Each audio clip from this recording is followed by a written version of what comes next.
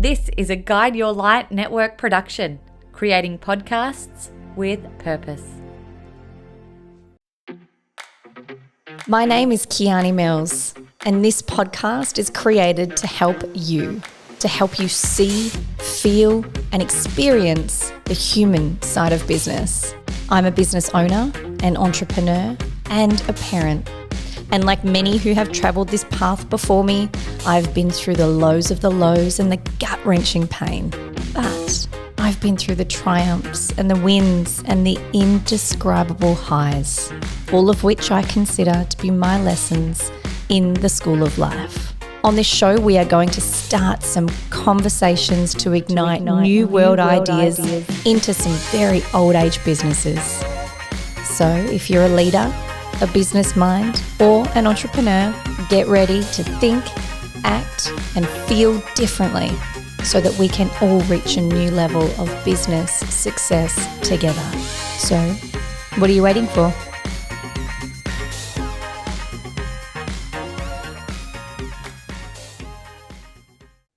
Welcome back to this week's episode of She Can Humanise Business. I am joined today by Mr. Morello. Thank you so much for joining the show.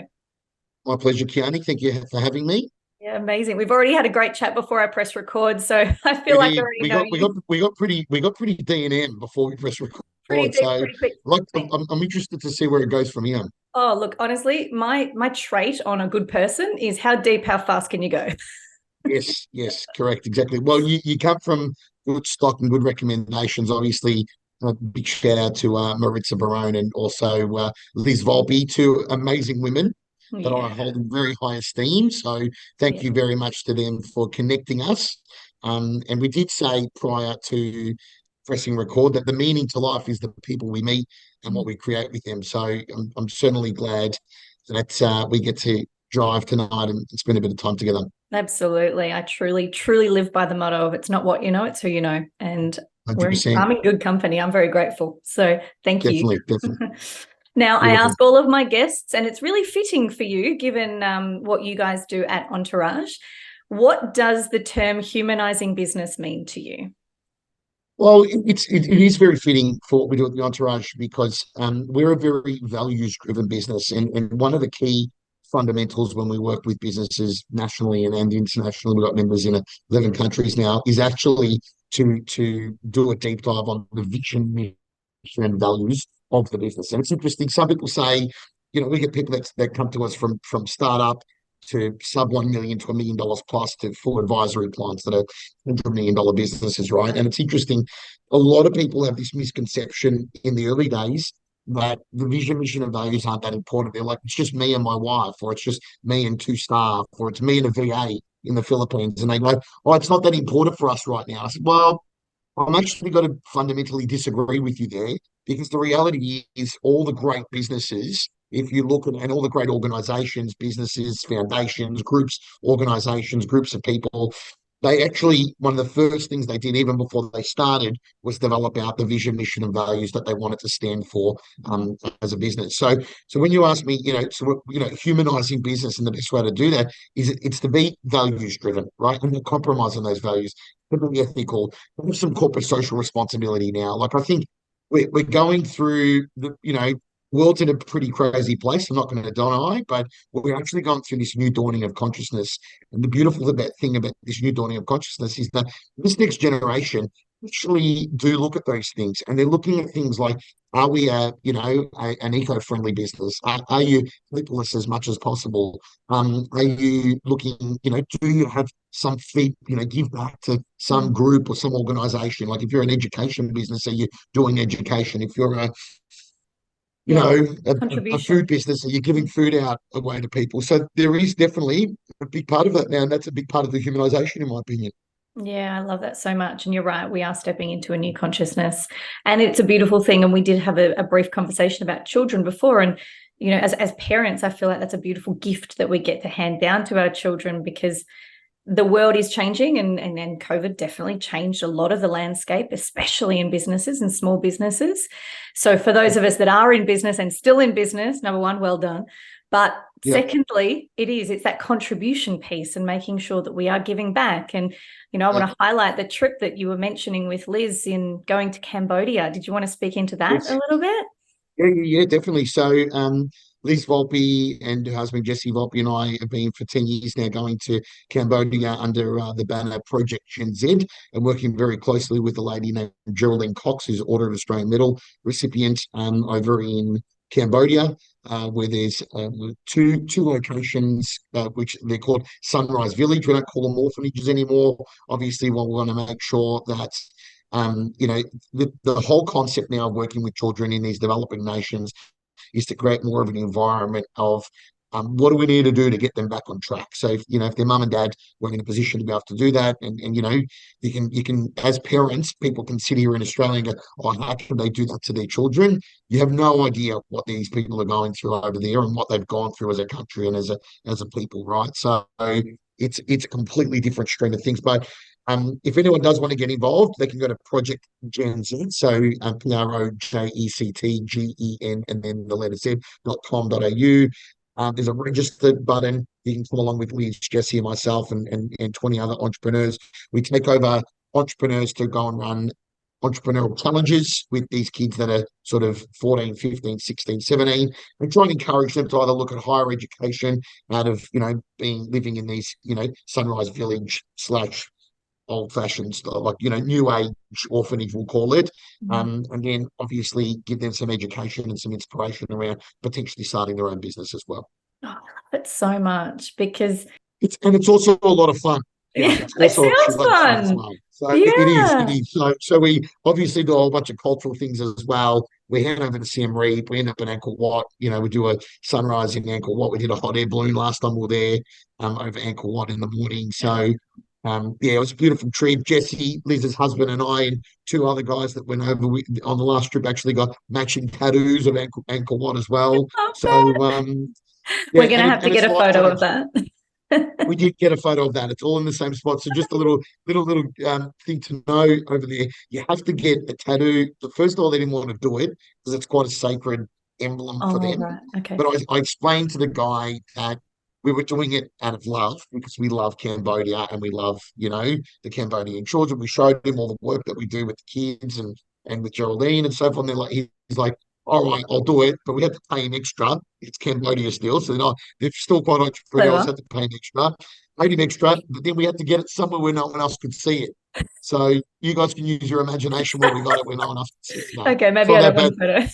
We got it. We all got it on our upper thigh. So, but they want you to have it hidden because if you go for a swim in the pool, like, and you're in your board shorts only, it had to be somewhere where that could be covered by your board shorts. So the guy goes, it needs to be somewhere where you can cover it because if Cambodians, the Khmer people see it, Of course. a lot of them won't be happy. And I said, all right, Yeah.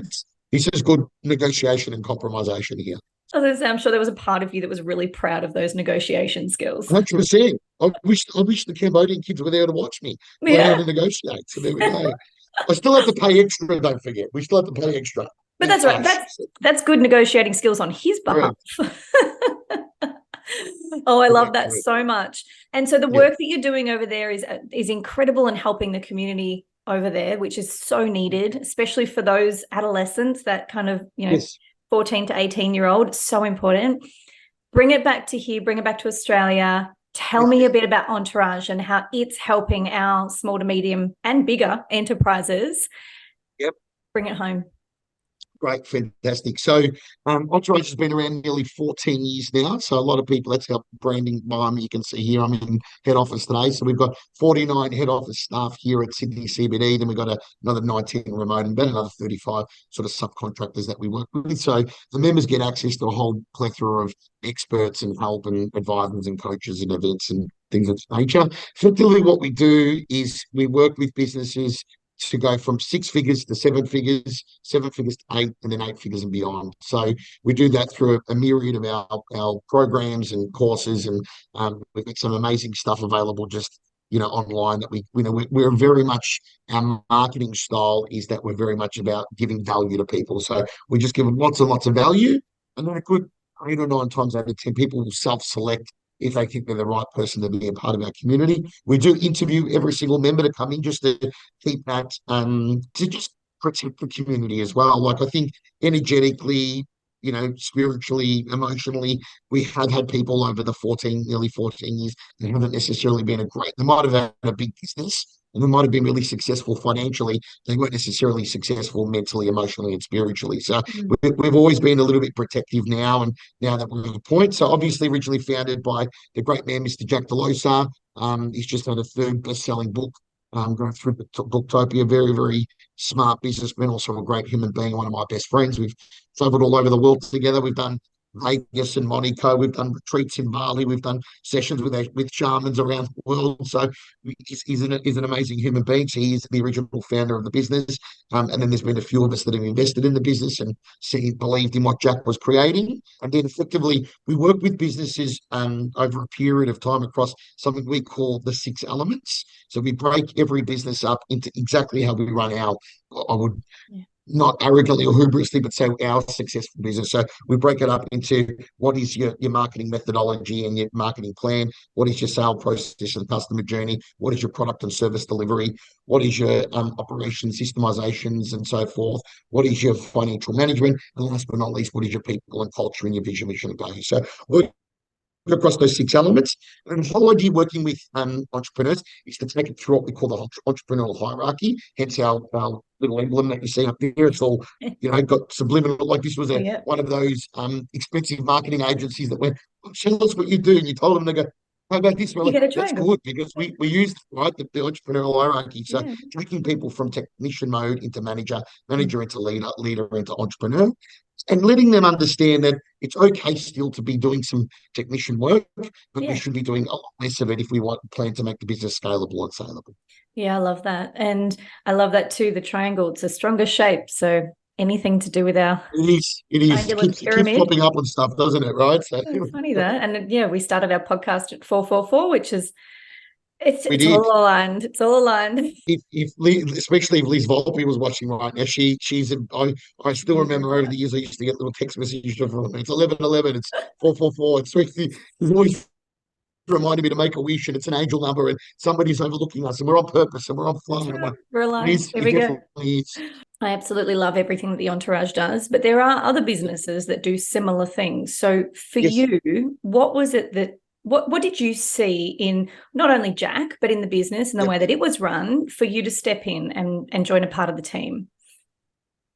So for a big part for us is we've got to look, it's interesting because we actually use the company to do what we call a competitor analysis. We actually got that done, a little while back. And it's funny because I actually felt that no one actually in particular, and Jack and we said that no one's really doing exactly what we do, which is great, right? So like to the everyday consumer, they may look at, Pure and Rays or the Grant Cardones or the Business Blueprint. These are all good companies and friends of the Entourage, like Business Blueprint and Dale Beaumont, who owns that. We all actually went to Monaco together to the Grand Prix with Jack, myself, and some of our other business partners, so we're all mates with each other, which is good. But what we've tried to do is be really, really, really to provide something really unique, right? And probably the biggest unique part about it is the part that you can't show on a spreadsheet, or it's not the part that gets spoken about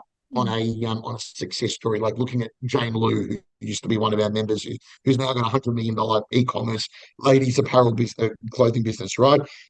Or you've got TC Boxes, that is $100 million business in Melbourne, who builds boxes on the back of utes in Dandenong, right? So like you look at these success stories and you look at the numbers and you look at they went from 3 million to 100 million over a 5-year period. And that's the story that you tell. The interesting part about it, the part that's the most, fun, attractive, the reason why you do what you do, the reason why we love being a part of, the Entourage is the community, right? So like sometimes the stories that don't get told are the most important ones. Like the wife who started a business in COVID, who took it from doing $200,000, it's doing $2 million now with a net profit before tax of $450, and her husband's quitting his boring PwC or Ernst & Young job to go join his wife's business and be the CFO for this woman who's now the CEO. And the business is going to go from 2 million to 3 million next year. It's like, it's not the story that gets told enough.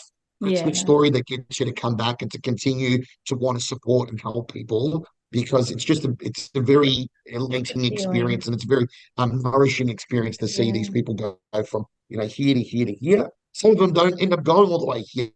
Their level of happiness is high. Their Yeah. vision for success is being fulfilled.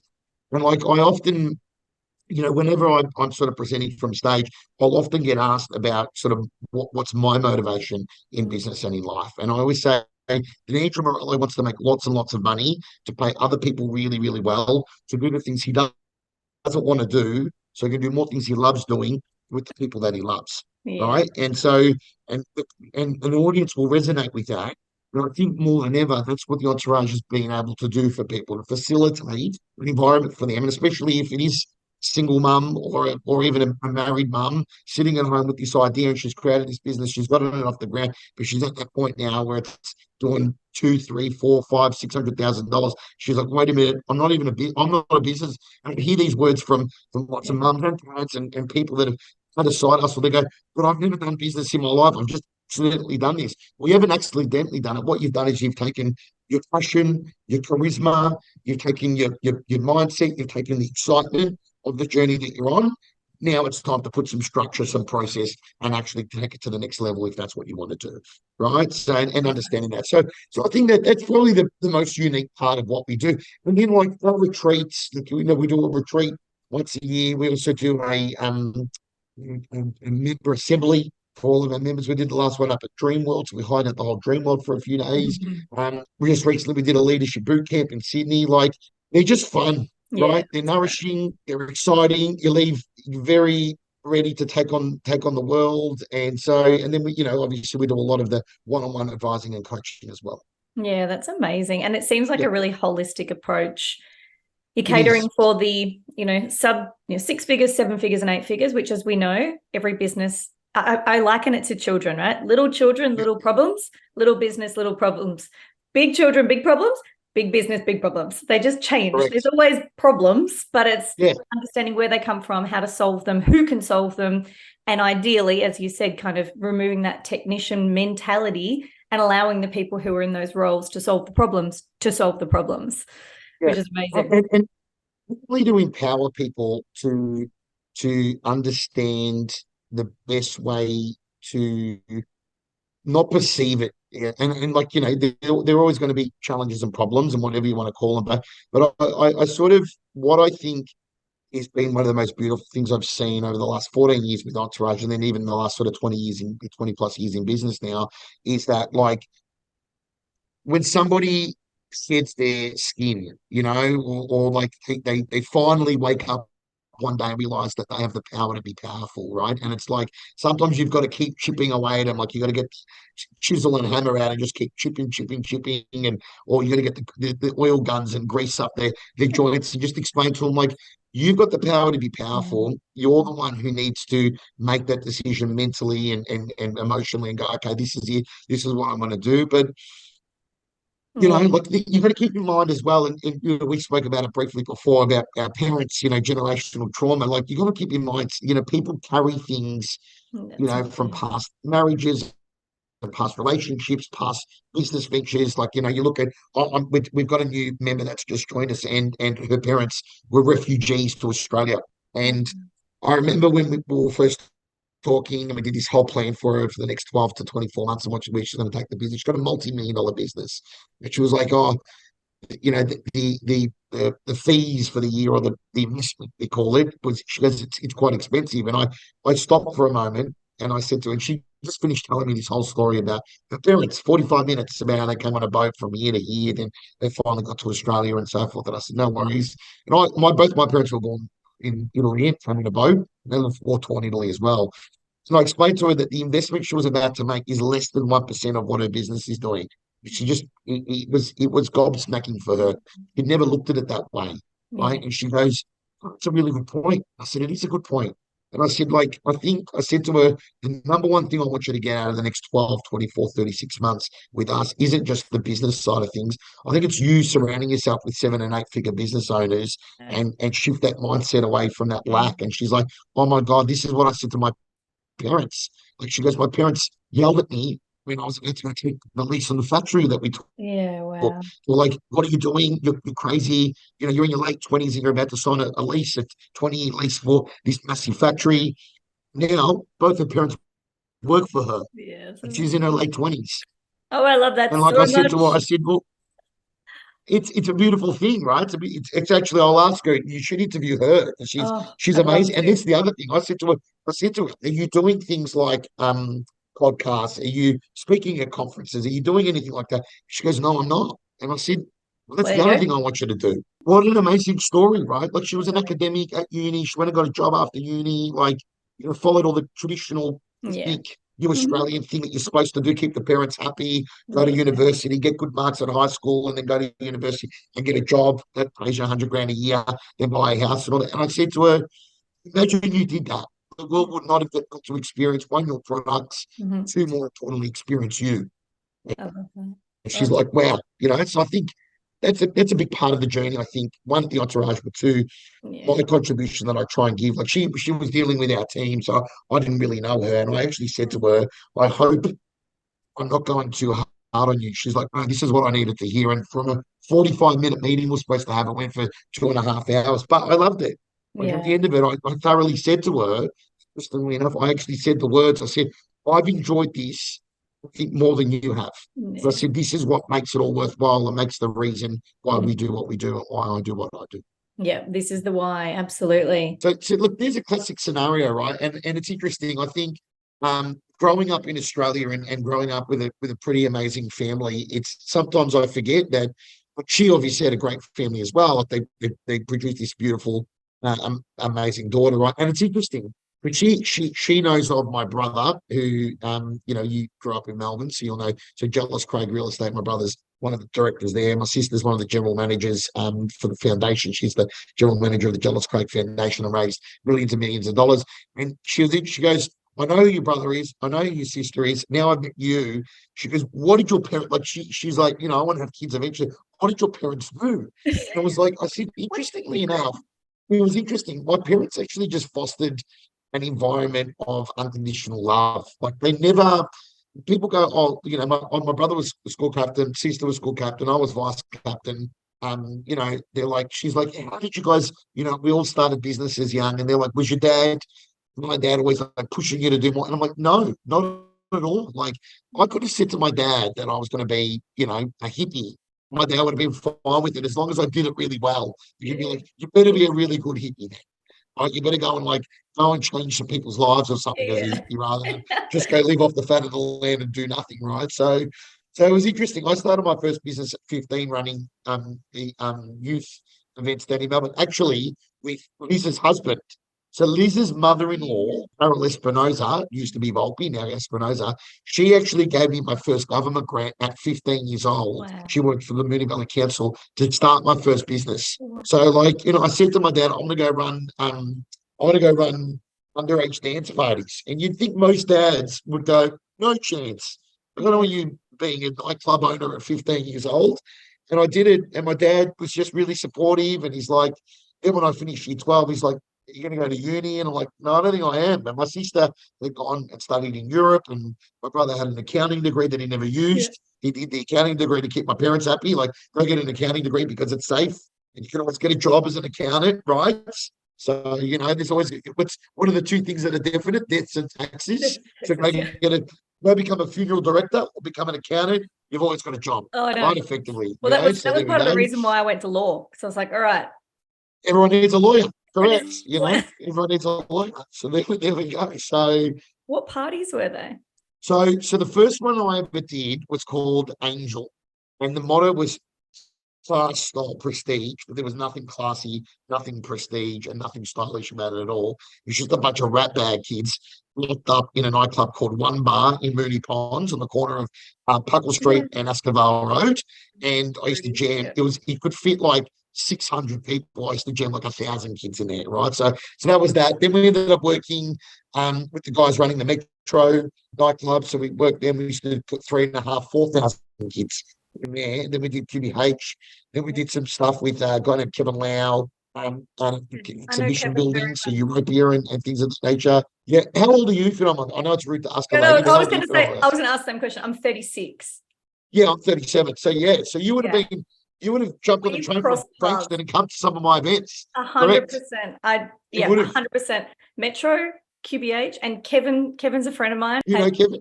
I do, yeah.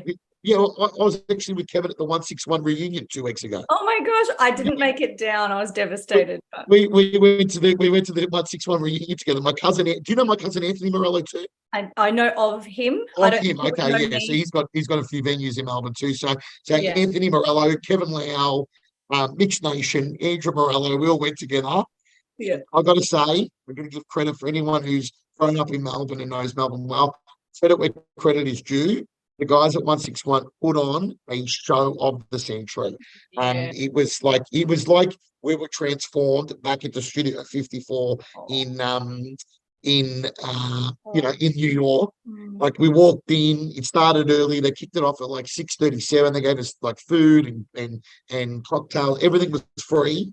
And Yeah. then there was a girl who I thought got paid.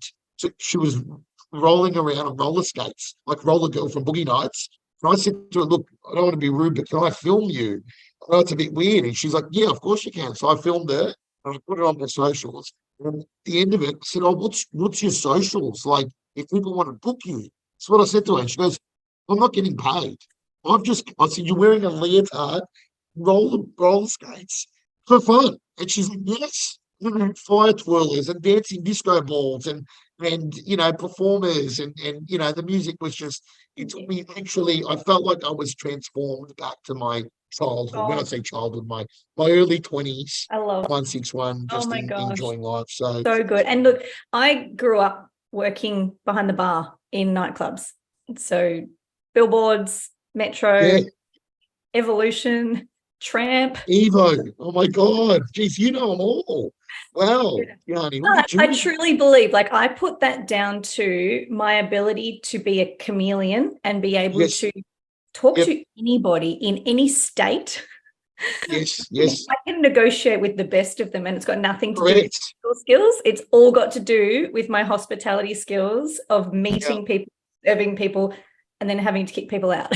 Yes, yes, yeah, definitely. It's all negotiation, right? So well, it's interesting because my cousin Anthony's, like we ran a lot of the events and the parties and the clubs together. So it's interesting. He stayed in it and he's done an amazing job and he has a very Yeah. successful business with Mark Pellegrini, Rocksteady Entertainment, and they've got a great reputation. They've always kept a very clean image and never gotten involved in Melbourne politics or nightclub politics or event Yeah. politics. So they're loved by everybody, right? So I'm a big bully. It's the same with my brother. Like I look at my brother in real estate. Everyone tries to do each other over. But everybody loves my brother, right? To a point where a number of his competitors have merged and bought and sold their businesses to come together with my brother. And it was funny because I remember over the years, and there's a good lesson in business and in life here for business owners that are listening. And we talk about humanizing business. My brother is very good at this because I remember for 20 years, I would listen to my brother tell stories and he'd ring me, like I'd be traveling the world and I'd be traveling, I'd moved to Sydney after I won the Apprentice. And my brother's like, "You get this fantasy lifestyle on your beachfront apartment at Bondi." I'm like, "I'm here working." Like all he got to see was when he came up, I would take the week off work and we would, live on the beachfront at Bondi and have this amazing life. He doesn't realize that when he wasn't there, I was actually doing things, but he would ring me at 11 o'clock at night. He'd say, and I'd be his venting because he's such a nice guy, goes to church on Sundays, big part of, the local community, sponsors the schools. His daughters are rowers at Loretto Mandeville. He's there on the hour at 4 a.m. in the morning with them and stuff like that. So because he's that kind of a guy, he'd never vent. Like he'd never actually tell the person that probably needed to have some things said to him. He never was able to do that. So I would cop it. And I'd be that, I said to him, "You sure you don't want to get a psychologist or a therapist? Because I feel like I'm not getting paid for it, but I'm your therapist, right?" And he'd ring me and he'd have a go. He'd say, "This person did this," or someone went in at, I went in at 1.5% or 2% on a $3 million listing in Ardmillan Road in Moonee Ponds. These people went in at 0.8 just to, beat, AWS polls. To make life difficult. And he goes, "Don't they realize they're undervaluing our service? Like we're effectively, my language to anyone who doesn't like language, but effectively they're prostituting our industry, right? And I'd hear my brother, and I'd say to my brother, "Don't worry." I'd say things to him like in the end, everything will be okay. So if it's not okay, we're not at the end. Number one. Number two, it swings around and guts. Like I said, you stay committed to your ethics, your morals, your disciplines, and the quality person that you are. And you don't compromise on that. One day, when things tough, or when the economy gets bad, or when people aren't doing well, first person they're going to gravitate to is the person who's always done the right thing. And E.g., my brother, right? Yeah. So I look at that and I go, now, Jealous Craig in Melbourne would probably be one of the biggest agencies. Like, obviously they did the acquisition of Greg Hocking Real Estate down your way. So they brought out the 7 offices on the Bayside that have all become Jealous Craigs now. Quality of people, vendors, the quality of landlords, the quality of tenants that they attract. And then most of all, the quality of people in that organisation is very high. Like even their CEO, it's a guy named Nick Dowling. He sits on the board as a paid directorship for realestate.com. But that is like one of the hardest boards in Australia to get on, other than getting onto a bank board, the realestate.com board, right? And so their CEO sits on that because he hasn't they're just a very values-driven business and so forth. Yeah. And it really does, like something that you touched on really beautifully in there. I noticed as well, especially when COVID hit, which was just a little bit of a, unknown time. Yes. I was the same. We were at a point in our business conveyancing, and there were people coming out with like $600 fees. And we're like, what are you doing? Like that is not valuing the service that we provide. Yeah. And the risk that goes along with that. What are you doing? And then the beautiful thing that came for us, not only was it that the legal industry got digitized, but because everyone had to then start to work digitally and start working from home, we saw all of those offices close. And so for people who had been trying testing these smaller offices because they wanted their clients to have the cheapest price, realized that through all of that, who was consistent, who was reliable, who didn't close for a single day, whose service is well and truly more valuable than dollars and cents. Yes. That was what got the main people in our industry through COVID. It was that, and exactly what your brother's done. It's consistency and reliability. And when we can be that and show that and embody that, we'll attract the people that respect that and value that. Yes. And our business changed because of that. Yeah. Yeah, definitely. And I think you've hit the nail on the head. Like the reality is, I think good people, it always works out in the long run for good people. And at the time, like my brother would be so frustrated and angry, and yes, he probably was making less money than sometimes other people. But I said, like, you look, I actually spoke to Mark Boris about a month ago. It was, and it was about a conference that we're going to be potentially speaking at together. And it was interesting because I think on one of his podcasts a few days later, I was watching something and someone took a clip, like his producer has taken a clip of him saying something quite similar to what he said to me, because I said to him, like, I've had a few business, like, everyone looks at Morello and sees the things that have all done well. Yes, I've invested in the Entourage well, I've invested in Yellow Brick Road well, but I've invested in things that haven't worked as well, or done, property deals and, down in Melbourne or in Sydney that haven't always done well, right? And I said to him, I lost a bit of money on this deal. And he said, I know, but he goes, so this day, he goes, I've known you now since when obviously we filmed The Apprentice. And he goes, since that day to now, I've never heard someone say that. I've heard people say, and you're not their cup of tea. And he goes, that's normal. He goes, you're a big personality, so you got to expect that. Because I've never heard someone speak badly of you. Like nobody's ever said you've done the wrong thing, that you lied, that you were, you misled or deceived in any way. Where, like in Sydney, it's very cutthroat in Sydney, especially when it comes to business. It's like, I don't know if you know many people that are in business in Sydney, like it's doggy dog here. Like they will, you see people, we don't have that culture at the Entourage, but you see people, especially in the corporate world, where they proactively find ways to try and get somebody out and try and push somebody out so they can take their jobs. And I remember, and I'm not going to say the company, I spoke at a ASX top 50 company, let's call it, to keep it ambiguous enough that I don't get myself into trouble and they might invite me back to speak at their conference again. And I did breakout leadership workshops. And I had somebody in leadership at this particular company proactively say to me, that they're trying to proactively get their boss off the perch so they can take their role.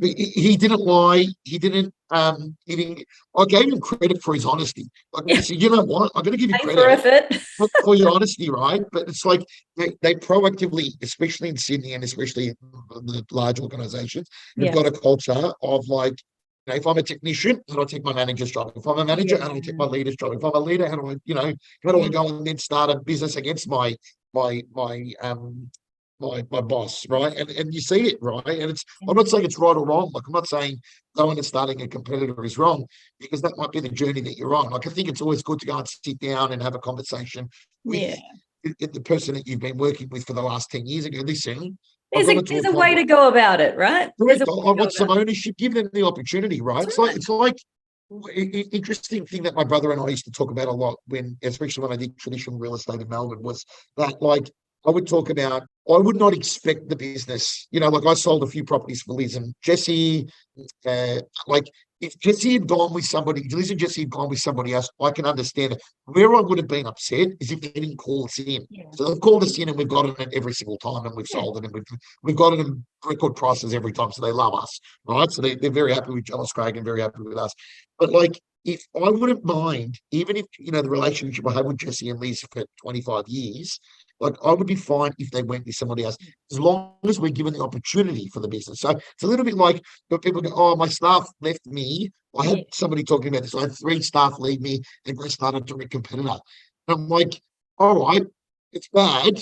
But I'm like, and I tried to lighten the mood by saying imitation is the best flattery, or whatever it is. Like, try to give them a bit of a, you know, happy feel about it. But it's like, it is true. Like, the reality is, it's like, and no offense, as a leader and as a visionary for your business, you should have identified that in the culture Pick that up. be on top of that, right? Yeah. Like, you should have gone, like, these people are obviously getting better and better and better.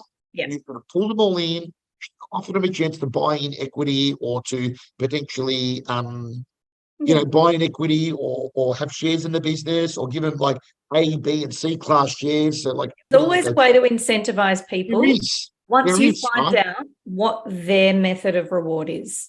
Because for some people it is shares, for some people it is a pay rise, for some people it is, I don't know, the luxury of having half a day off. Like, everyone has different values, and recognition and reward is such a big thing in business. So interestingly on that, before like recognition and reward, like, talking about my brother before, and I saw he just logged on as well. One thing he does is he's very good at finding out what's important to particular people. So he's got a number of single mums that work in his organisation, and he understands that they need the flexibility and the ability to pick up their kids from school. So, you know, and it's interesting, like, you're a single mum, and single mums work, in my opinion, especially if they've got their own business or work for someone, they work harder than most people. I hope you're going to say work harder. They do, because they've only got so many hours in a day that they need to get shit done, right? So it's like, so you look at that, and I look at what the environment my brother's fostered within his business around encouraging that, and going, okay, like, maybe you come in early a couple of days a week, or maybe you stay late particular day of the week, or maybe you work a little bit, you know, you keep your phone on till, you know, 6, 7 o'clock when you get home, because, you know, we do have people that need, you know, we need things that need to be done after hours. And if you need that flexibility to go pick up kids and so forth, you can do that. So I think you hit the nail on the head, with nourishment doesn't necessarily have to come in the form of more money. That's the reality, right? So that flexibility, that understanding, that empathy that you can have for your team, and also for the people that do have aspirations for growth. Absolutely. You sparked my mind with something before when we were talking about competition. And I saw this post on Instagram and I just found it. And I'd like your insight on it. So it says, competition happens at the bottom. The people at the top are collaborating. Definitely. So I don't know the correct saying, so I'm going to take a saying, and I'm going to add I'm going to take your saying and I'm going to raise you a saying, right? So I'm going to say something, and we're going to trademark this after. Correct. It's probably not the right wording, but I'm right. This is how I'm going to compliment what you just said. And I've seen it as somebody who grew up in sort of the northwest of Melbourne and had friends in commission housing and low socioeconomic index environments, and I've had, you know, life partners that came from, you know, low socioeconomic index families and so forth. And it's interesting sitting in their houses, you know, like when you're dating a girl and They're like, oh, I would love to meet. And you meet their family. The families are beautiful, very hospitable.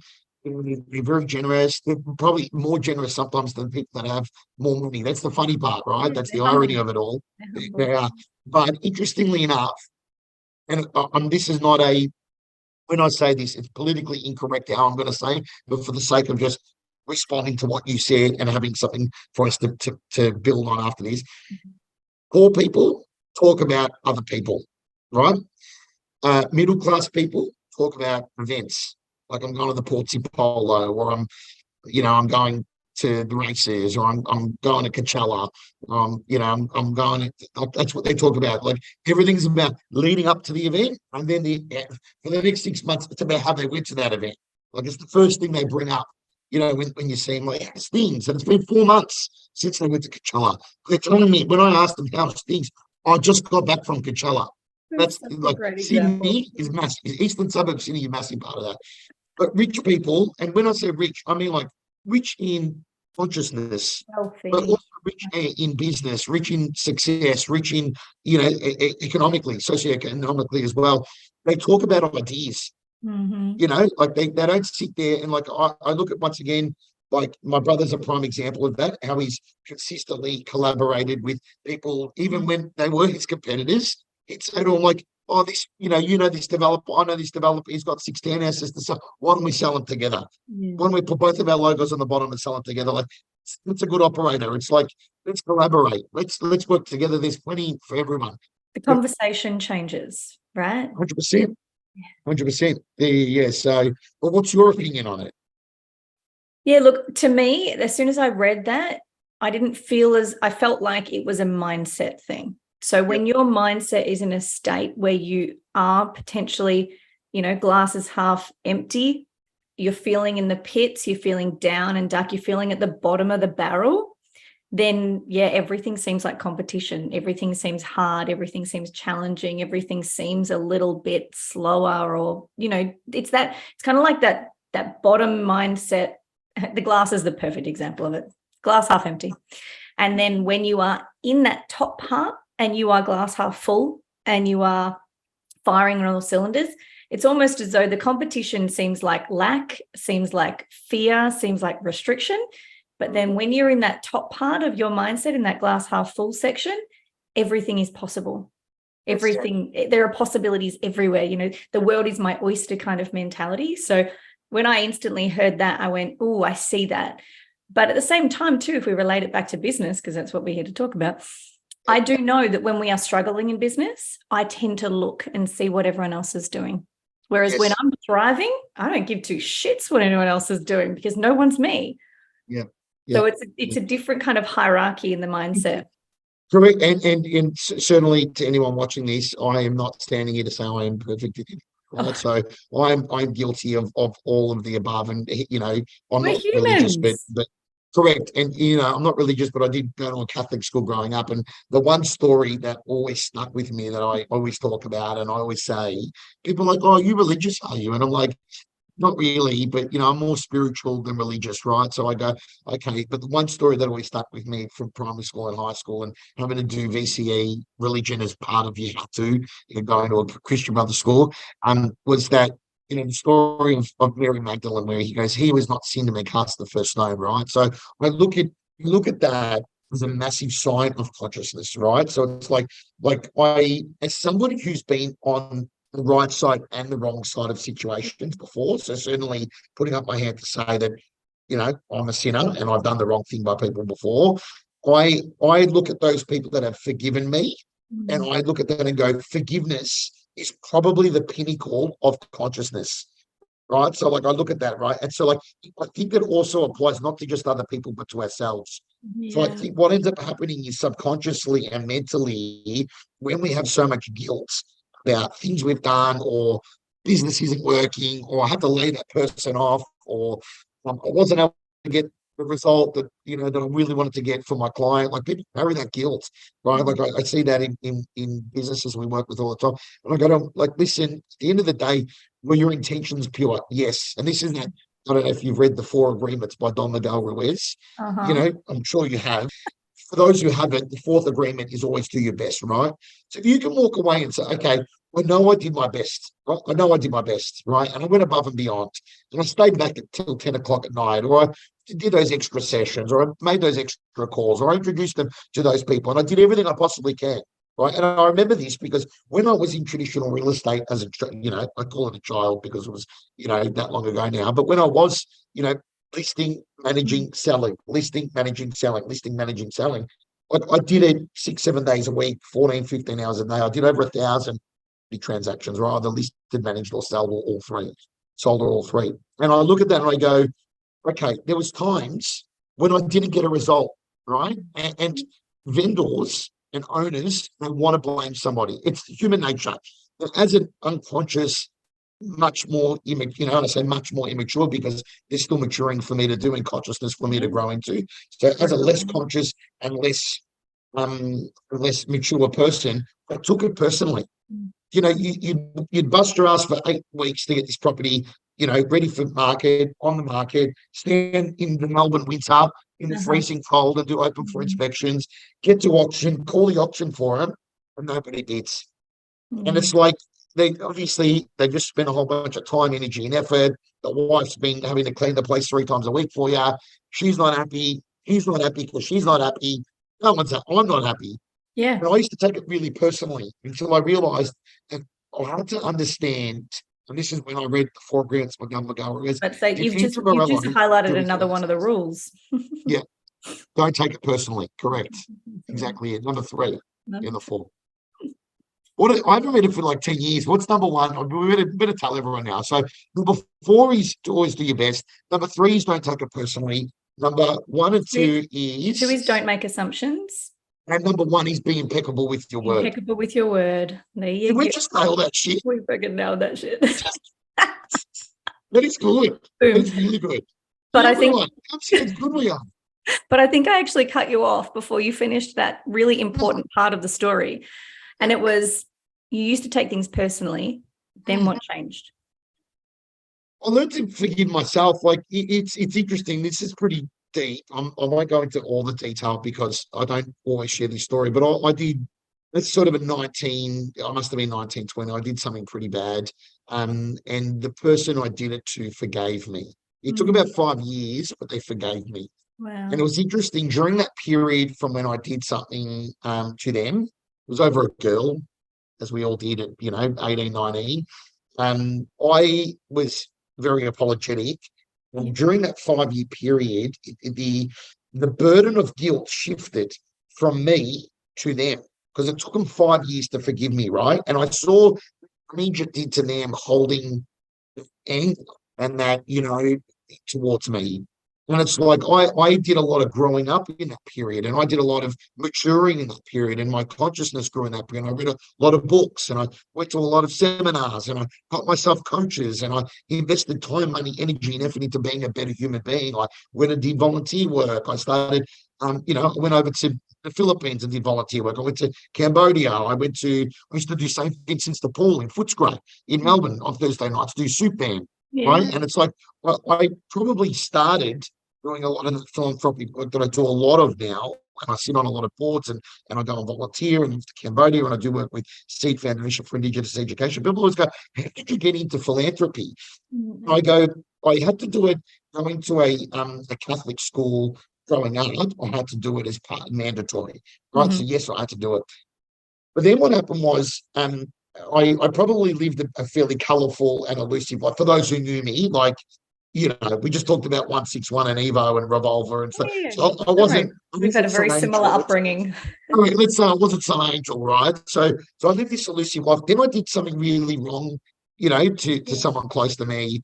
It was over a girl, and then I realised what am I doing, right? I checked myself, and so then I did all this work, and I probably really heavily into my philanthropy. There's some sort of like trying to redeem my karma. I read a lot of books on karma and this, and and I even sat with a shaman, I sat with a priest, I sat with a Jewish rabbi in Elston Wick, his brain on what I could do to be a better person. So I went and consciously and proactively sought out how do I become a better person. So I probably, took on this philanthropy because I I was probably trying to redeem myself, right?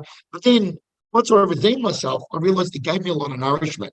I thought to myself, what are the things that I want to keep doing, and who are the people that I want to keep helping, and what does that do for me as a potential father one day, as a lover, as a husband, as a life partner, as a human being. So like I thought, whatever my role is right now, and whether I got married or whether I had kids or whatever, I wanted to make sure that I was the best person I could possibly be for when I got to that stage. I love And that that. was the And the that was the idea beautiful behind thing is too that you've gone into it with this intention of redeeming yourself because you've hurt another. And in that healing process, you've healed yourself, you've it. Yes. forgiven yourself, you've forgiven the situation, the scenario, and as a result of that, you've been able to allow them to heal as well. Yes. We have no idea what is going to happen when we do start to have a bit of a look inside and see what we're carrying, the guilt, the shame, the pain, and then inadvertently, as we spoke about karma before, as we start to release and forgive, these things just start to come together. Our awareness shifts, and this is that state that we're in at the moment. So, it's a brilliant and amazing thing that you did it, regardless of the reasons why you did it. The intentions were pure, and obviously you've had a beautiful result in doing that. So that's incredible and impeccable. Well done. A lot of men, and I'm not generalizing. I'm an advocate for men, but a lot of men, it's easier to put the head in the sand and pretend like everything's okay and avoid those feelings than allow them to come up and deal with them and show them. So well done. I'm a Piscean. My niece actually bought me this Pisces phone cover. Love that. So shout out to my beautiful niece Alessia Morello. So she bought me this for my birthday. So so whenever I go to a really important meeting and I put my phone on the table and I put it down like that, so they're looking. I can see people looking over. They're like, "What's with your phone cover?" And I'm like, "My niece got it for me." So I'm definitely a cliche Piscean. I cry in commercials. I pretty much cry in every movie. And I wear my heart on my sleeve, right? I don't think it's a bad way to live. Like, no, it's beautiful. We need to see probably more empathy. We need to see more emotion, and if you can do that, then it's incredible. yeah. But I think we still have very much a culture within Australia in particular around like it's not blokey enough to talk about your feelings and things like that, and it's an issue because see, I went to an all boys school, and nearly 2,000 all boys, and we actually had my 20-year anniversary reunion the other day. Yeah, so I went back down to Melbourne to Moonee Ponds to the Scavale pub, and we had all the boys there, which was good. And it was great because I feel like it was good to see that the walls had come down. So like when we were at school, there was very much the division between like the jocks, the nerds, it's a boys' school. The Italians, the Aussies, and all that which was beautiful, right? Which was beautiful, but there was still a culture around like, it's great, really fantastic. And then once a few people had a few drinks, they weren't so fantastic. They were telling stories about, after 20 years, some of them now are like divorced with 3 kids. Absolutely. Some of them have lost their business. But gosh, wouldn't it be incredible, especially with the boys' schools, if we could like invite in like fire circles and allowing men to access. At a Catholic or boys' school, that's not going to happen, mate. But it would be great. Imagine that. And even like I do go speak there. So like I've spoken at Mount Sinai here, and I've spoken at Scopus before. So fairly traditional religious schools I've spoken at. I have definitely pushed the envelope, and I try and scratch the surface. But you also need to be I call it finesse. You need to finesse it. Because I feel like what ends up happening is if you go guns blazing, you lose the school and you lose the teachers. But interestingly enough, like a lot of the kids have been, a lot of them follow, especially like I'm off to Port Macquarie next week to speak at the Luminosity Youth Summit. This is I think my 11th or 12th year doing that, right? So 1,000 kids, or let's call it 800-900 kids, a large portion Indigenous from the mid-north coast of New South Wales, goes for 2-3 days. It's all about, kids finding courage and innovation and coming up with ideas. We've got great speakers. We've had Dr. Jordan Nguyen, who's a famous sort of neurologist, come and speak a couple of times. We've had Maddie Purcell, who's done a lot of youth work and is in business with Burris, with mentored. We actually share a birthday, March 15. We're both Pisces, both March 15. We've had people who've summited Mount Everest. We've had Olympians. We've had Paralympians. It's incredible. Literally had everyone, right? So I'm there in 2 weeks' time. Like, I look at that and like, that's a really good environment. If anyone's got kids aged 15 to 20, send them down. So like, one of my friends in Melbourne's looking at bringing his 2 kids. Like, it's a school day, two and a half school days. What's it called again? What's it called? Called the Luminosity Youth Summit, if you want to put it in the notes. So on the Thursday the 27th, and I'm speaking at a conference there now. So 26th. So on the 26th and the 25th. Yeah, okay. And the 24th of a night, they've got a night function on, but the 25th and 26th in Port Macquarie. And Port Macquarie is a beautiful place. As I said, I've been going there now for nearly 12 years, and it's just, it's a mythological land. Like, I stay at the Ridges, and they always put me in the Ridges in like one of the nice apartments right on the top. And I always sit out on my balcony overlooking the ocean, watching the sunrise. And you see whales and dolphins. One night I was there and I couldn't sleep. It was like 1:30 in the morning, and I was thinking, got in my head because I was presenting on stage the next day, and I kept on thinking, am I going to get up in time? I got to get up early. I want prep, rah. So I got in my own head. Travel stress. Sleep. Correct. So then I went and sat on the balcony, and I looked down at the pier, and there were dolphins. 1:30 in the morning, just down there like, hey. So I quickly put some clothes on, ran downstairs, and I'm sitting there watching these little potted dolphins. And I went, Port Macquarie, it's a land of whales, dolphins, and unicorns, in my opinion. Bring on the unicorns. Oh, I love that so much. So Liz Volpe came and spoke. She was one of the presenters one year, and they organised to surprise her and I a couple of the orphans from Cambodia. They flew them over. Yeah. So I've got this great photo of Liz and I on the stage in front of 1,000 kids hugging these Cambodian orphans that came and visited us from Cambodia. Oh my goodness. That is, oh my gosh. It was next level. Like, there was crying, there was excitement. If you cry in bloody TV commercials, that should. I know. You should have seen me on stage there. Like, Liz and I were crying our heads off. And then they stayed for the whole. So she spoke day 1 of 3, and she was one of the first speakers. So at the end of her present, I came out and did a Q&A with her. And then I saw them on the corner of my eye. And she was like, and I'm like, no. And I was like in shock then, and they're telling me, don't calm down, because it's supposed to be a surprise for Liz as well. So like, I'm like trying to play normal for like 3 or 4 minutes, about to lose my mind. And then I'm like, Liz, I think we have a surprise for you. And then all of a sudden, yeah. Oh, well, I've got goosebumps from head to toe. Yeah, you've got to see the video and the photos of it. So the photographer's name is Lindsay Moeller. Amazing photographers. He's won a whole bunch of awards, and he just captures this moment when they come up on stage and we're hugging them, and it was out of control. You go, that's why. It was beautiful. So I'm looking forward to doing that, and that's a real environment where we talk about sort of men, being able to push into their feelings and have emotions, and we try. Like, I think what we've sort of done is we've tried to into an early intervention. So we talk about men being able to be vulnerable. We talk about women, being able to be empowered. And so there's a lot of work we do at those non-denominational youth events. So if anyone ever wants to get involved. And it is. We're raising our next generation. And as we've spoken about our generational trauma, our kids are carrying generational trauma too. You should bring your 14-year-old. Well, that's exactly why I was like, all right, I need to know about this. You should definitely do it. As I said, I've got friends from Melbourne pulling their kids out of school for the 2 days and coming with them. So like, adults can come too, but it's a youth-centric event. But the adults sit up on the balcony, and the kids are generally in the main part of the arena. But that's amazing. You should bring your kids. I'm going to be looking into it straight away. Up to Port Macquarie. I promise you will have the time of your life. Hey, I'll come for the dolphins. He can come for the correct, work. Exactly. It's pretty, in my opinion. Like, they've got cool little bars. Have you been to the Sunshine Coast lately?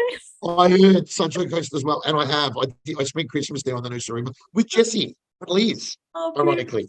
It was the most sober New Year's Eve I've ever had since I was about 15 years old. That's what happens So when you come up to the Sunshine Coast. We do things I all. know, we sat there and we did an intention ceremony, and I put it With on my cacao. socials, and people are like, "What are you doing?" And I'm like, they're like, "Why aren't you at your cousin's party in Melbourne?" And I'm like, "I'm actually in the Sunshine Coast with my son doing an intention ceremony with Liz and Jesse Volpe, like writing little messages and burning them in a pot."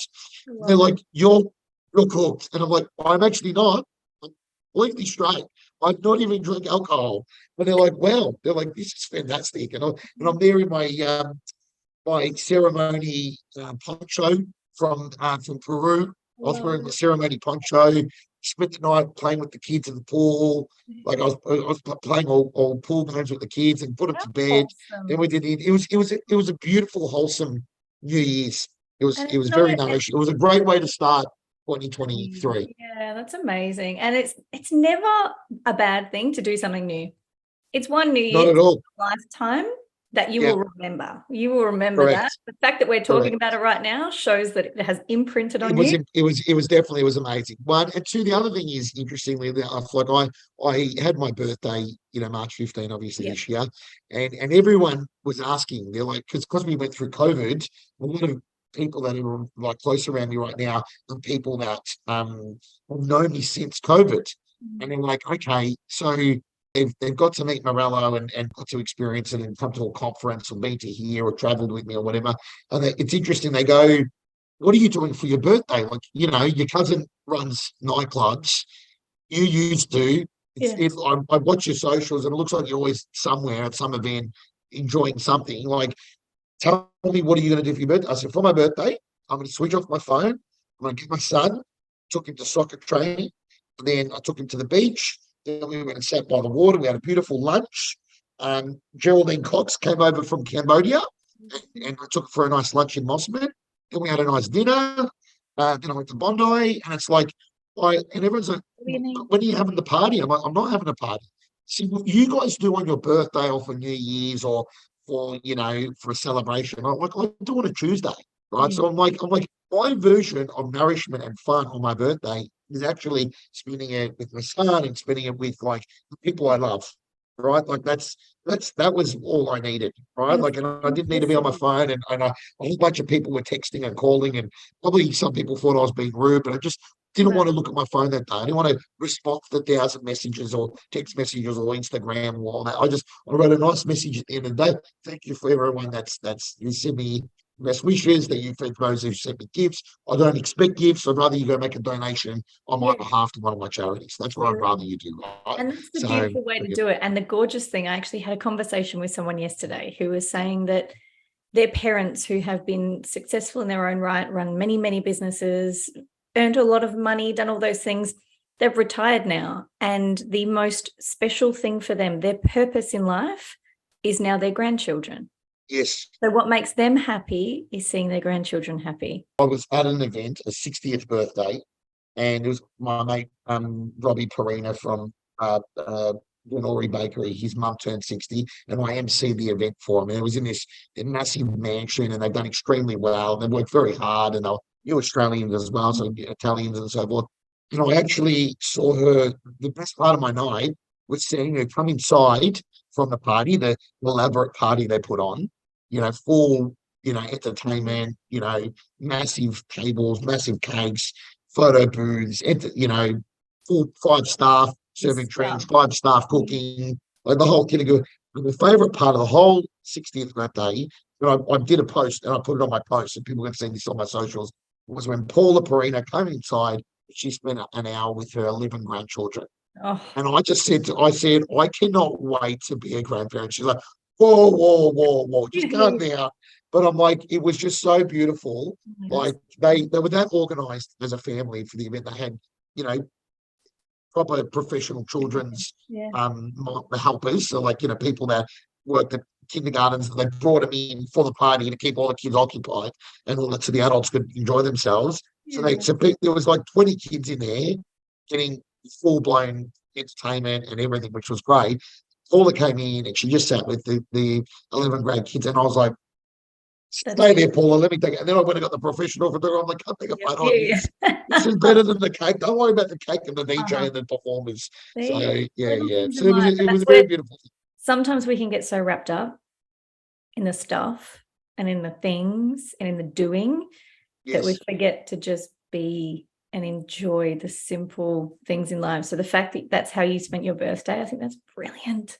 It was good. Absolutely beautiful, and bringing everything back to center. And I think it's a really beautiful lesson for those people who are listening around the simplicity. Like, do not keep going so hard and so fast that you forget who you are, where you came from, and those things that really are important to you. Because we've only got one life and it's going to go bloody fast. Like, I don't know about you, but I can't believe I'm 36. It's like, I'm not ready. I'm still 25. What are we talking about? Yeah, that's for anything. I don't feel 37, right? So like people always, and it's funny, like I saw someone came up from Melbourne that I hadn't seen for about 5 or 6 years the other day. They came up to Sydney, and it was my mate, his wife, and his wife's friend, and the wife's friend arrived, and I knew her. So I knew her first cousin who lives in the US now. So obviously I organised for him to go out, organised a couple of nice restaurants for him, a couple of bars, a couple of clubs and stuff. Before he, for a 4 years, like I, and then yeah, it was her 40th. She's older than my mate. That makes sense. Yeah, so it was her 40th. And so anyway, moral of the story, it was like, oh, I haven't seen you for, like 7, 8, 9, 10 years. And I'm like, I said, yeah, it's probably like 7 or 8 years. And I'm like, yeah. She's like, you actually look and feel younger than you did back then. I said, oh, I don't know if that's a good or bad. She's like, no, it's good. She Amazing goes, thing. there's this good energy about you. Like back then, you seemed very stressed and you were quite full on. And she's like, you've just got this way about you now. Like, it's really, I'm enjoying it. I said, well, I'll take it as a compliment, but I actually genuinely do. Like somebody made another comment the other day because I've got a bit of grey hair coming through. And they're like, oh, you're getting older. And I'm like, yeah. And I'm for some reason, I meant to comment, yeah, and I'm feeling it. But then I went, I don't even know why I just said that. I'm Hold on a actually second. not No, I feeling don't. it. I said, like, I still feel 25. Oh, Right? Like mentally, absolutely. Mentally, I'm yeah, still, yeah. But still, I'm, age is just a number. Means nothing. correct. Life begins at 40, apparently. It does. It's the 40's the new 30, I think they said. But interestingly enough, I feel like I've found a really good methodology to live life by, right? So like I do you know Ram Dass? Mm-hmm. Do you, Mm-hmm. yeah. So I listen to a lot of Ram Dass, right? A lot. So anyone who travels with me, they hate me because they wake up in the morning and they have to listen to They're like, what is this that you're listening to? I It's am loving awareness. yes, correct. And here and now, and they're listening, they go, what are you listening to? And I'm like, it's Ram Dass, here and now. He was this guy from Oxford, from Harvard University, got kicked out, moved to India, came back and became the conduit between the East and the West. And then they listened to it. And I'm like, wow, this is really good stuff. I'm like, yes, it was ahead of its time, right? Moral of the story is I think I've taken a little bit, like I'm going to Deepak Chopra again in August as well, and he comes to Sydney, so I'm going to spend time with him too. And it's like, okay, so I look at like Deepak Chopra, take a little bit of Eckhart Tolle, take a little bit of Ram Dass. Obviously, he's passed away, but listening to the recordings and the past lectures and so forth. Take a little bit from like Geraldine Cox, like she's been in Cambodia for over 25 years. She's seen military coups. She's seen, kids that were told, child prostitution, begging circles. She's seen the worst of the worst, and she still finds a way to smile, right? And she still finds joy in being able to help these kids and give them something back to the community and give something back to the world, right? So it's like, look at that and go, okay, I now have that challenge that when something happens, once again, I'm not perfect. I'm not some guru or some miniature Buddha, but only with hair, right? But like, I go, something happened, and it used to take me like a week to get over once upon a time. Then it started taking like 3 days.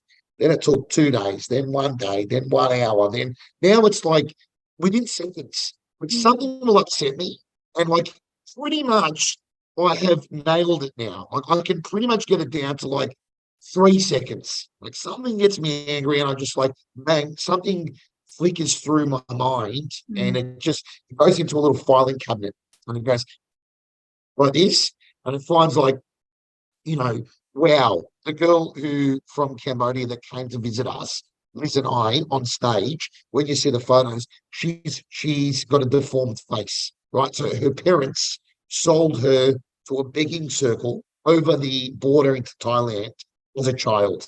And as like a 9-year-old, she was so beautiful still that people weren't didn't believe she was, homeless and when she would beg, she wouldn't get money because she was too good looking, too beautiful still. And people were like, so they brought her into a room and they poured battery acid on her face, right? Oh my And like God. this girl, her name is Wow. It's not spelled like that's like Vueave. Oh, You'll see wow. her throughout a lot of my social media on my Instagram. And she came out and visited us. And she every time I spent time with her for the last 10 years, and I'm looking forward to seeing her in March next year, she puts it all into perspective.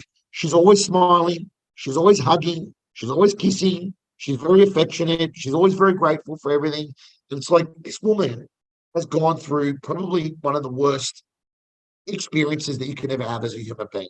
Like if you listen to if you're into your reincarnations and you go, okay, Ramdas often talks about like, you could be incarnated into as a prince, you could be incarnated as a peasant, living in poverty. You could be incarnated to someone who lives for 90 plus years, or you could be incarnated into a baby that dies, at 2 years old. And people can't understand and fathom it, right? Like the reality is this girl has taken an incarnation and she has run with it and she brings positivity and joy. So like when I'm sitting in the eastern suburbs of Sydney, if somebody has like something to complain about to me, I'm like, guys, I am not dismissing how you feel, but please don't sit there and ruin your life over some sort of idea you've got in your head that you're hard done by or that you've lived this terrible life. When the reality is your life is nowhere near as bad. Most of the people, good like 98% of the people in the world, 98% of the people in the world are living a much more worse life than you are in the Crazy. eastern suburbs of Sydney. Yeah. Right? Like I'm not dismissing how you No, feel. I you're only right. like I acknowledge I work with Headspace and Origin, so a number of sort of mental health groups. Like I'm all a part of that, and like I look at that and I go, okay, put it into perspective, nice, right? And it's like, and make that decision. That, okay, like yes, times are tough. Kids are crying, birds are chirping. Yes, you may be going through a divorce or a breakup. Yes, your ex-husband or your ex-wife might be difficult. Yes, your kids might be going through some challenges. Yes, like my mum died young. Yeah. I could be angry about my mother dying young and having dementia for the last 5 years, forgetting who I am. Or I make the decision that I was lucky to have a mum. I make the decision that my mum was the mum to all mums. On a Thursday for 20 years, on a Thursday day, she cooked for 12 hours and she'd make pork-free food for my Muslim and Jewish friends. She'd make gluten-free food for my celiac friends. I'd bring home billionaires, Mark Burris, Jerry Harvey, billionaires I'd bring home. Then I'd bring home homeless people.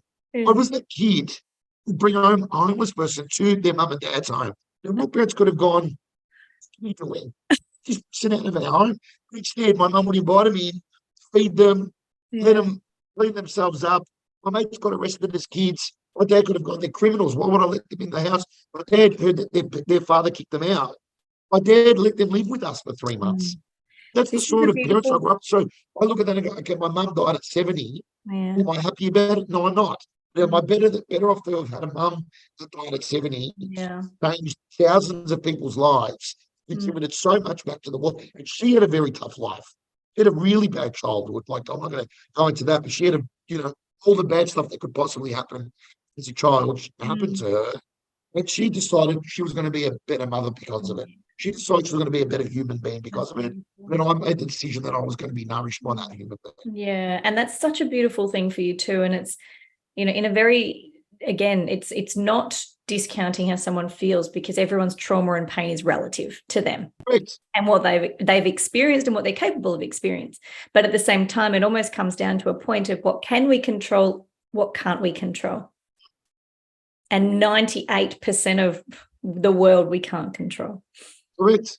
And And control the controllables, number one. But two, like, you need to make a decision. Like you can, and I've said to some people that friends that have decided that they're just going to give up on life, not necessarily go and end their life, but like just give up on life. Yep. And either, turn to like drugs or alcohol or gambling or women or men or whatever it is they're trying to fill the void with. And I've just gone, like, bro, wake up, man. I'm not expecting you to, I'm not here to dismiss the way you feel about whatever's happened to you. I'm not here to do that. Well, you're throwing away your life. And the problem is you're probably going to wake up one day and go, how did I waste 3 years? How did I waste 5 years? And it's like, you're going to realize how precious those 5 years were. Excuse me. And especially if you've got children, like, if you go be as a joke in a town, we call people miserabili, because when we grew up, we used to like have these old Italians who were just pessimistic about everything and just angry. And it's because they left a war-torn country and came to Australia. They were there during the Hitler Mussolini period. I remember having no bread, no food. My grandmother used to, in Moonee Ponds, after she came here on the boat from the war, used to store water and flour. When we cleaned out the house, because she died 20 years before, we cleaned it all out, getting it ready for a rental. We found vats of water and flour, right? And I go to my dad, what the fuck's this? And he's like, well, we came from a world where there was nothing to eat. So she was always living in that fear that one day there wouldn't be enough to eat. So she always kept water and flour so she could make bread. It's a worst case scenario, bread and water. Like that's she kept it in the house. Oh, I love that so much. I love that. But I think the beautiful thing is that, as you said, you make a choice. You make a choice to change your environment. You make a choice to be different than the experience that you experienced or your family experienced or your family's family experienced. So I think the moral of all of that is that you are in control and you are capable of saving yourself from any situation. It's about seeing that kind of glass half full mentality, and as you said, have a bit of perspective. Have a look at around you. If you need some, reach out to me and I'll take you with me and you'll show you some. That's it. Like I've got a whole bunch of mums that are like, take my 15-year-old son and take him to the back streets of wherever and show him the reality. Like, come out. If you're in Sydney, come to out in Western Sydney and come do some volunteer work out there, with some of the riffraff. Come out to go do St. Vincent's de Paul Supan in Melbourne if you're from Melbourne. Like, go and volunteer once a week. You can do it from 15 years old, right? So if you're a mum and you want to get your kid to have some perspective, go drop him off and pick him up when he's done. And once I saw that growing up. Like I saw that, like, raw. Like I was the only guy volunteering as a 15, 16, 17-year-old. So that even though I was 15, 16 only, I thought I was macho. In hindsight, I wasn't. They'd actually always get me to go with the ladies to the door. Like I was pretty lucky. I got out of doing any of the dirty work because I did most of the rough work, right? So what would happen is all the making of the sandwiches and making the soup, the ladies would do it. The rule was then when we went out, I would get in and out of the van and go and do the delivery door to door with them, because we didn't want a woman knocking on the door of a shared house in the back streets of Footscray or Yarraville where there was, heroin addicts and ex-criminals, and they didn't want them going on their own. So if you've got a boy and you want to shake him up a little bit and you want to get him to see how lucky he's got it, that he has a bed to sleep in, that he's got food on the table, breakfast, lunch and dinner. And someone who loves him enough to show them. Send it to super, right? Like it's enough to get a little bit of shock therapy, and I don't think there's anything wrong with that. I think I think we have built a culture where we do shield kids far too much now. Like they're there watching YouTube anyway, and they're there watching M-rated films at 11 years old anyway. They're playing Fortnite where they're killing people anyway.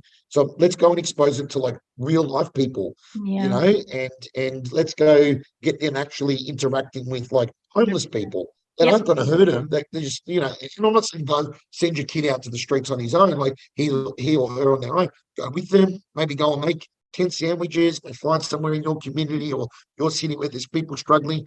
Go and speak to your church, go speak to your mosque, go speak to your synagogue, whatever it might be, and go and say, is there something I can get involved in, right? If you want to do non-denominational, there's a whole bunch of groups now that are non-denominational. There's no religious side of it. And it was funny because you knock on the door, it's be like, oh, you're here to preach. I'm like, mate, I'm telling you now, if I went into church as a 15, 16-year-old, it wasn't that bad. I went to church right now, I'd catch fire. So I'm like, The I'm roof not had here. fallen on me. I'm not here to preach anything to you. I'm just here to give you a sandwich, right? Yeah. That's all I'm here to do, bro. Yeah. Like, and they'd be like, "Oh, you seem pretty cool," and then have a bit of a chat. Show them that they're still Humans. humanized, right? Going back to our original conversation, humanizing business, humanizing human beings, humanizing Humans. the human Mm. experience is a big thing. Yeah, I really love that. And I think it's true. And our kids are so lucky to, and I'm going to use the word lucky. I never use the word lucky. I don't believe in luck, but our kids especially are considerably lucky to be in Australia and have the fortunate position that we are in as an economy and as a country and as individuals. And sometimes I know I took my kids to Bali and they had a very beautiful experience of Bali the first time. And when we went back the second time, we went and we stayed in a shack and we went to the orphanages and we went to the school and we did the food drives and we played games with them. And we spent a whole 2 weeks doing that. And they saw the other side of Bali. And for Wonderful. them, that was the most cultural or the biggest cultural experience they'd ever had in their lives. And tell you what, my kids changed. They really did. Yeah. They're still spoiled, but they changed. Again, it's not, this wasn't a miracle or anything. They're still It's little funny shit sometimes, but I'm my niece's godfather as well. So I've got 7 goddaughters. So my business manager Lucy, who organised this, she's pregnant with another girl, so she's already asked me to be the godfather. So that would be my 7th goddaughter. I've got 3 nieces. I've got 1 godson, and I got a son. Right? And it's funny growing up. My brother and my sister-in-law, we used to, like my nieces, went to Lacredo Mandeville. They did rowing. They've always got the bed. They live in a beautiful home. And I used to say to my brother, "Stop giving him so much shit." And he's like, "You wait till you've got a child."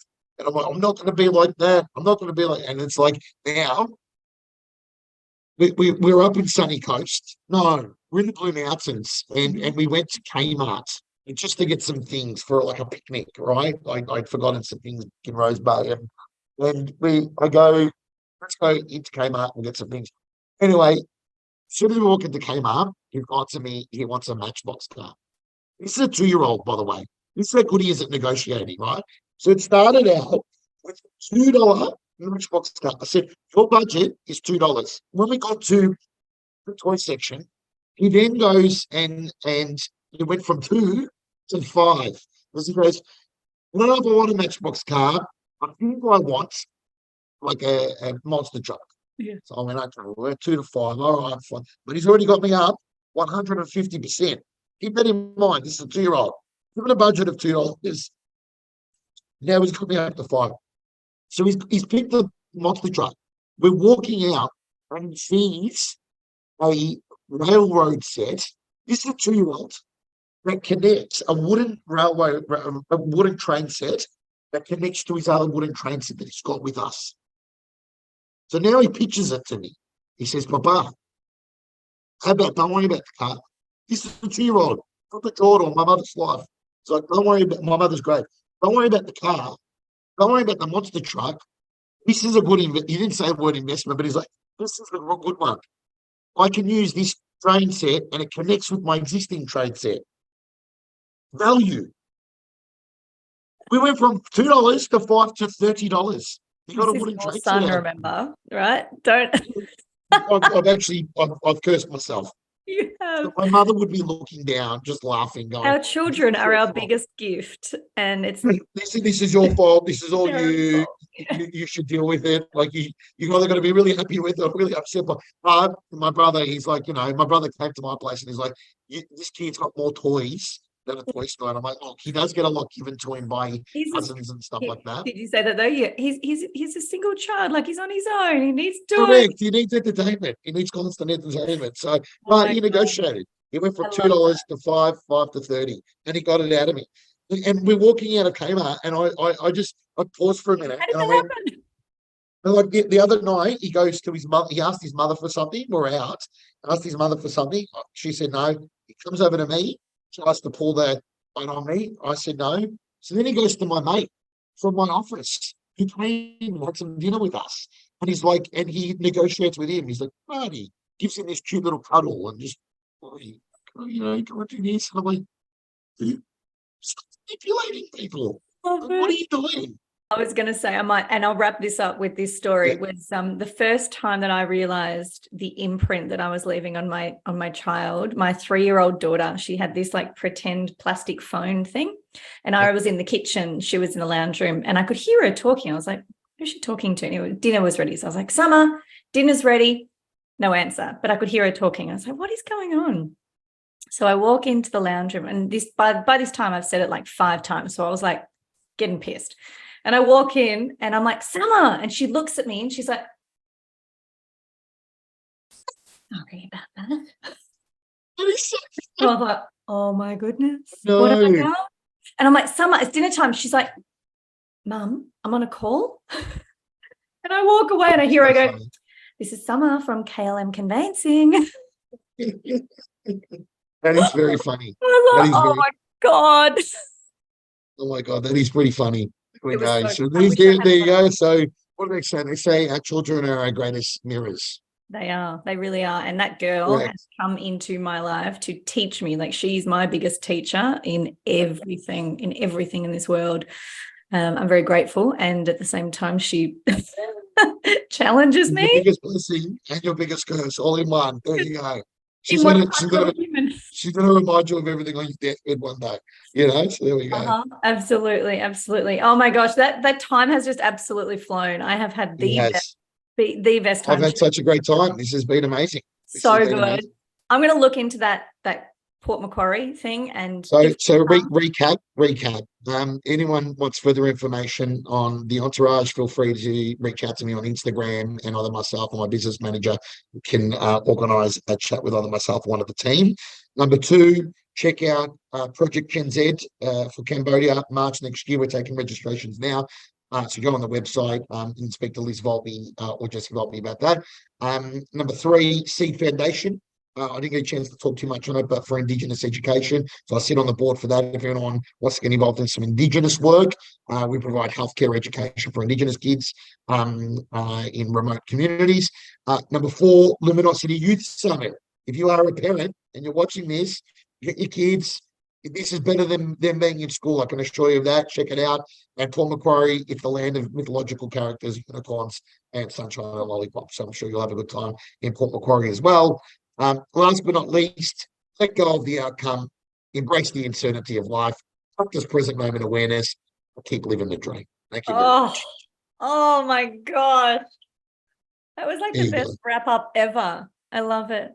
Let's just say it's not my first rodeo. Oh, yeah. You are nailing this. Big thank you to Guide Your Light Network for hosting us every single week. And we will be back again with more incredible guests to look into humanizing business, and not only people who are humanizing businesses, but I like to talk to people who are bringing the human into life, and that is transferring into business. So Morello, you are an absolute walking representation of that. So thank you so much again for being here. Beautiful. Thank you very much. Thank you so much for listening to today's episode. I would love to hear your feedback around what resonated and what key lessons and learnings that you took out of today's episode. You can find me on Instagram and on LinkedIn under the Can Humanise Business podcast or Kiani Mills. I really hope that you were able to see, feel and experience a new way of humanising business.